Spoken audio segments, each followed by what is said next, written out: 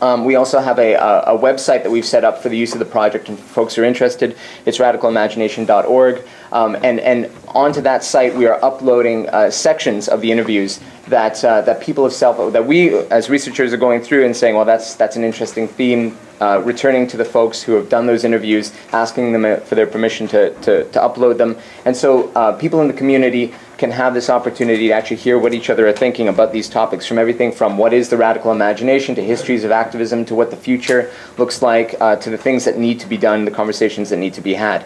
The second research phase, which is just beginning now, is a series of public engagements, and really there you can think of them as public focus groups, where we're bringing together people who are particularly antagonistic, and really setting them up to have engaged discussions about three key themes emerging from the project. So questions of relating to militancy, questions relating to the whole question of reform and or revolution, questions relating to what the future looks like in terms of radicalism in the east of the Canadian state.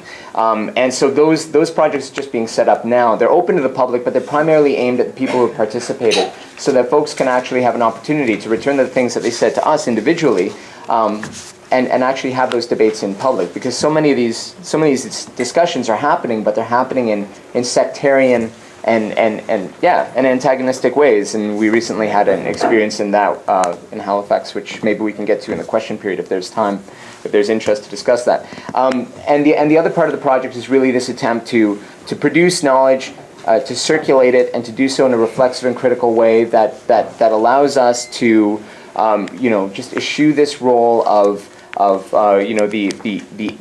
the movement intellectual sweeping in to record and document and validate what people think, right?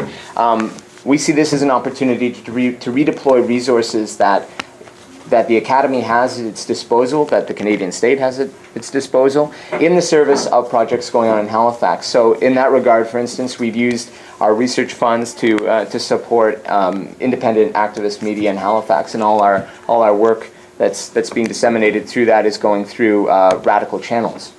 Just one little example, but also putting the technology and the space of the project at the disposal of movements themselves, and using it as a bit of a springboard for what people want to do themselves, rather than trying to tell them what we think ought to be done. So why and how does all this matter? Well, we feel like we're intervening at a critical moment, not only in Halifax, but in a larger political space right now. We all know, and if anybody needed any evidence that material conditions are not enough to generate revolution, the spectacular, spasm of global capitalism that happened, that is still ongoing, but certainly manifested in 2008, is evidence of the fact that whereas in other parts of the world, radicalized mass movements emerged to challenge the interests of elites who were engaged in yet another round of primitive accumulation, in North America, those movements have been conspicuously absent. And the question is, for us, why? And what can we do to help change that? And so this project is an attempt to do that, and it's a modest attempt, and it's really it's an experiment. And we're willing to admit that we don't know yet whether this has been successful in convoking a wider radicalized imagination within the context of Halifax. That's yet to be seen. But I think there are promising indications that it is.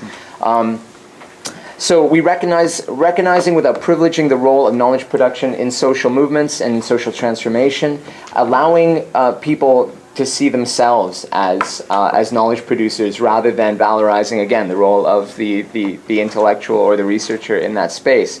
There are questions, and I think they're really complex, around issues of responsibility and accountability that we don't have time to really get into, obviously, in the context of this presentation. But I think we'd be happy to take that up in the context of discussion after the presentations are done, if we have time.